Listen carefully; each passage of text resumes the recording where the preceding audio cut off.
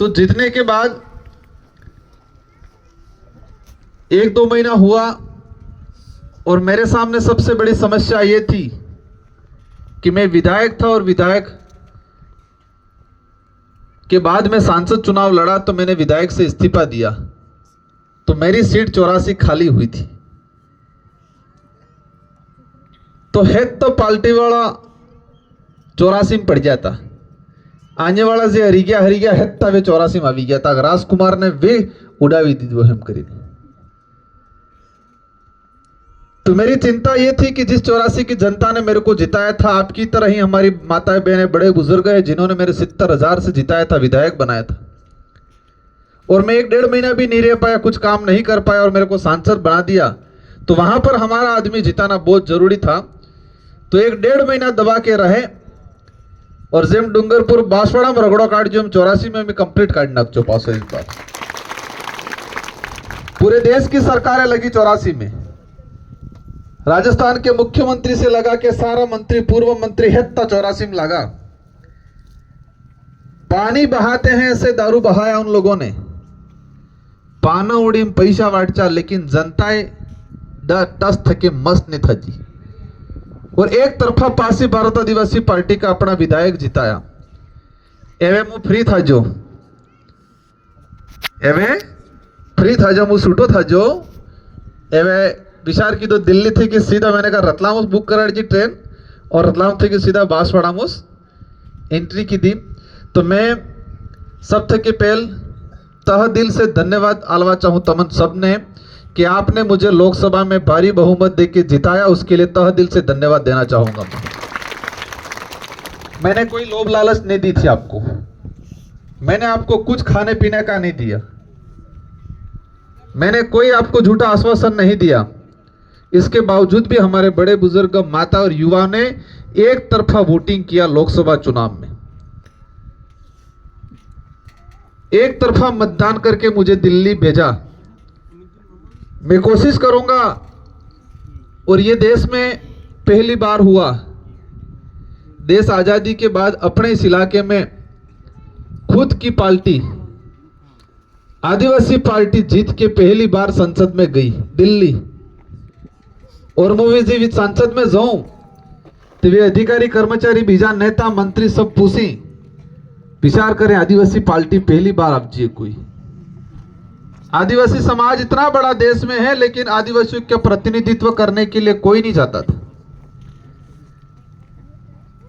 जब लोकसभा चुनाव हुए तब मुझे एहसास हुआ कि मामा बालेश्वर जी की कर्म भूमि है ये।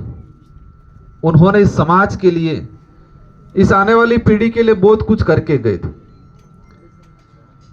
आज हुआ क्या है, जैसे मैं रतलाम से उतरा और इसके बाद हमारे मध्य प्रदेश जाबुआ रतलाम वाला भाजन खबर पड़ी गयो ते रास्ता में हर जगह स्वागत वालों कार्यक्रम रख दिए। 1-1.5 घंटा 2 घंटा लेट साली रही जाओ।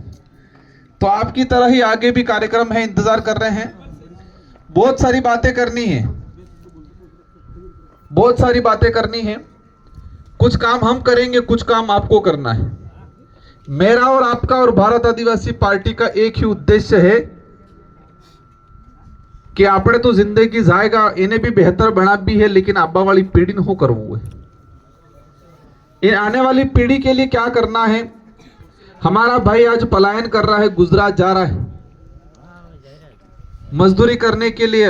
घर का मुखिया तो जा रहा है, लेकिन इसके साथ मजबूरी इतनी है कि सोरा है तलेन जाओ पड़ी।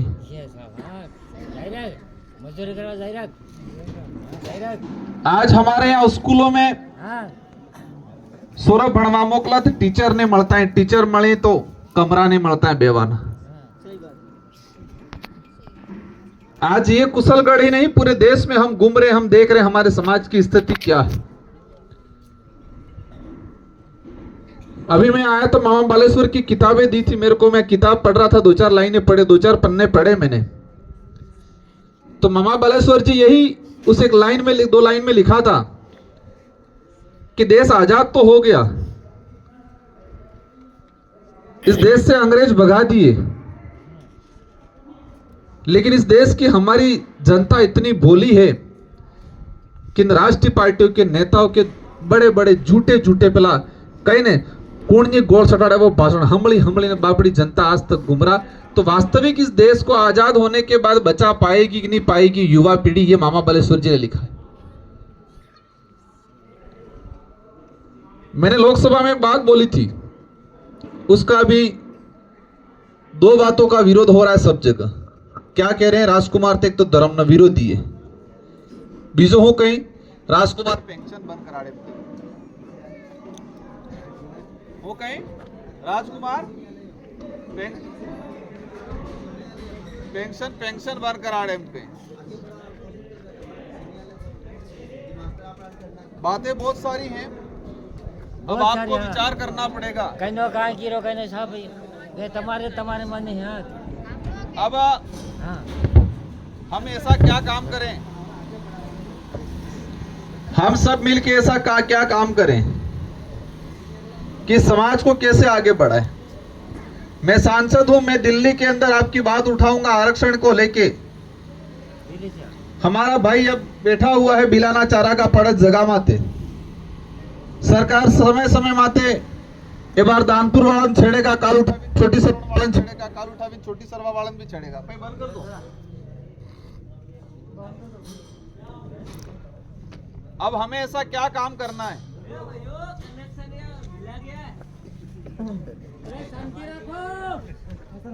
इसलिए एक बात मैं बोलना चाहूंगा। बातें बहुत सारी है, मैं सोचता ज्यादा हूं।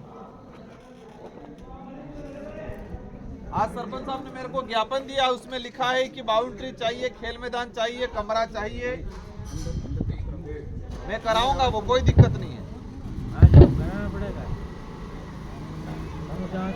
लेकिन हमारी सबकी एक सबसे बड़ी लड़ाई ये है कि हम जिस जमीन पे बैठे हुए उस जमीन का पूरा पूरा मालिकाना हक मिल जाए, वो सबसे बड़ी लड़ाई है। आज देख रहे होंगे कुशलगढ़ छोटी सरवा है, छोटी सरवण है, या फिर अपना पूरा बांसवाड़ा जिला या पूरे देश का आदिवासी में देख लेते, जटली जगह अपने कब्जों करीम बेटा पूरी खाते नहीं। आज सरकार समय समय पे विकास के नाम पे अपनी जमीन को हड़पने का काम करती है, तो उसकी लड़ाई अपन लड़ रहे।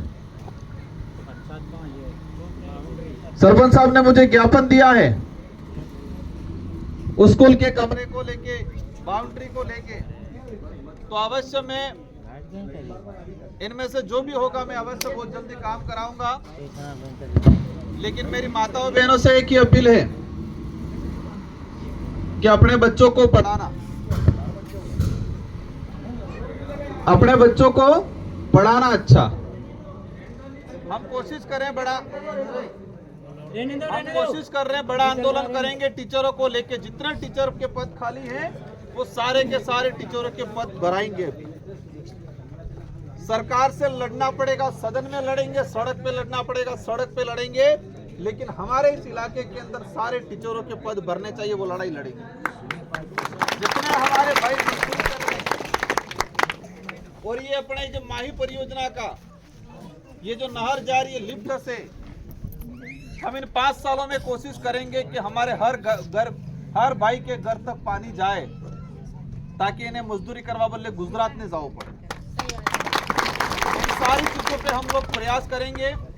पर एक बात ध्यान रखना, आप लोगों की बदौलत ही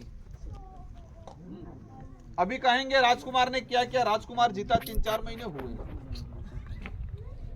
जे आजादी 1950 के लगाड़ी ने आज तक आना इलाका में राज करता था। इन नवरा था क्या ये बार गेर बेवड़ा भी जाए, तमिस बेवड़ा भी जाए, ये बार झूठू झूठू लाइन निकली गया, रोडे कारे हिंडता नहीं था, बार 2 किलोमीटर हिंड जाए बांसवाड़ा में। कभी पैदल समाज के लिए चलना नहीं सीखे थे। आरक्षण की लड़ाई हम भी लड़े हैं, हमने भी लड़ी है। काकरी डूंगरी प्रकरण हुआ, हम पे मुकदमा दर्ज करवाया इन्हीं नेताओं ने, और आज कह रहे आरक्षण।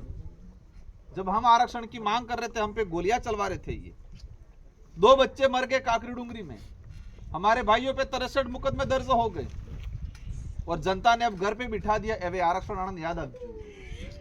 फिर भी हम कह रहे हैं आप लड़ो, हम भी आपका साथ देंगे, कोई दिक्कत नहीं है। लेकिन आरक्षण के नाम पे सिर्फ राजनीति करने के लिए सड़क पे आए हैं, तो वो भी विचार करना पड़ेगा। इसलिए आप सबको पुनः धन्यवाद देना चाहूँगा। मेरी माताएं बहनें, युवा साथियों से, बड़े बुजुर्गों से। विकास का काम है, समाज के आरक्षण की लड़ाई है, जल जंगल की लड़ाई है, वो दिल्ली के अंदर, जयपुर के अंदर हम लड़ेंगे। लेकिन आपको दो काम करने हैं। एक तो अपने बच्चों से नशे से दूर रखना है, नशे पत्ते से। सेकंड नंबर, આપણે અહીંયા જે બાસગઢજા में पैसा થાमा ली बंद करવું है। तीसरा नंबर से આપણે નોતરો પાડે 100 7 लाख रुपए નોતરો પાડે ही बंद करવું है, कम करવું है। चौथा नंबर, આપણે सूरत भणाबा मोकलवा है बराबर। ये 4-5 काम आपको करने हैं, बाकी काम हम करेंगे। मैंने देखा ही नोतरो पाड़ी बाइक लावीने हालत सोराने बंद करવું ही। जितने वडील हैं उनको कहना चाहूंगा कि जिन्हें सड़ तो है मंगाड़ी लो, लेकिन उधर तो कराड़ी लो, लेकिन पासो सड़ तो वालों बंद कराओ। इसमें खत्म हो रहा है समाज। अगर इन्हीं गणित लगाड़ोगा, इन्हों फायदो नहीं नुकसान है, हमें सटलो समझ जाई। क्योंकि आदमी अनाज बल्ले कमाए, अनाज बल्ले गवाए। तो ये 4-5 चीजों पे आपको सुधार करना है। बाकी आरक्षण की लड़ाई है, जल जंगल जमीन की लड़ाई है, आपके टीचर नहीं है उनको भरने की लड़ाई है, विकास की लड़ाई है, हम लड़ने का काम करेंगे। और पुनः आपको तहे दिल से धन्यवाद, आपने जो साथ दिया है। और भारत आदिवासी पार्टी अपने आने वाली पीढ़ी को लेकर लड़ेगी। आपको उसके साथ डट के रहना है, जैसे 84 की जनता अभी भी डट के रही है। आपको बहकाएंगे, दारू पैसा लालच देंगे, भड़काएंगे, झूठी झूठी बातें बोलेंगे। किसी के बहकावे में नहीं आना है। इन्हीं शब्दों के साथ धन्यवाद, आभार, जय जोहार, जय भारत, जय मामा बलेश्वर। बहुत बहुत आभार महोदय।